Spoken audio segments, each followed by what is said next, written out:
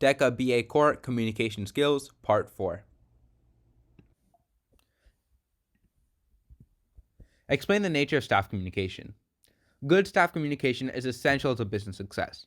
At the most basic level, employees who don't know what's expected of them seldom perform to their potential. Companies that communicate effectively are far more likely to report high levels of employee engagement and lower levels of turnover. In order to do so, companies simply need the will to improve it.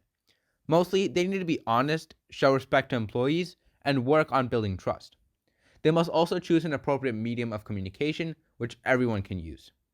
On the side, you can see the 5 types of staff communication, which is upward communication, downward communication, horizontal communication, diagonal communication, and grapevine communication. Choose and use appropriate channels for workspace communication. To determine the appropriate communication channel, identify the people you want to communicate with, research how they obtain information, consider the complexity of the message you want to communicate, calculate the cost of communicating, and also decide whether or not you want the communication to be interactive.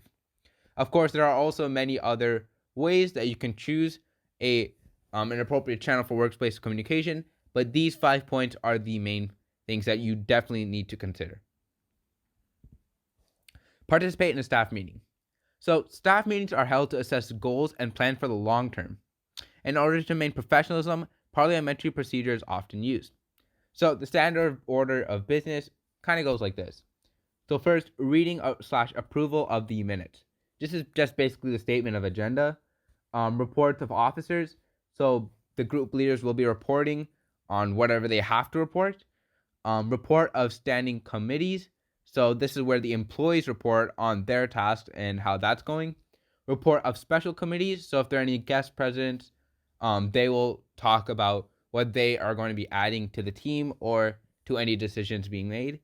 Special orders, which are urgent, non-routine decisions. So just anything that basically takes priority. So something that needs to be addressed quickly. And this is typically the main point for the meeting. Unfinished business / general orders. So these are just pending decisions, mainly just talking about how things are going, the progress, and new business, which is basically the current discussion. So it kind of ties in with the unfinished business or general orders. Lastly, participate in problem-solving groups. So this last one is pretty basic. So problem-solving groups allow each employee to be heard and ensure that their rights are protected. So participating could just involve communicating out loud, such as sharing something, or maybe just writing a note. Thank you for listening, and I'll see you guys in the next part.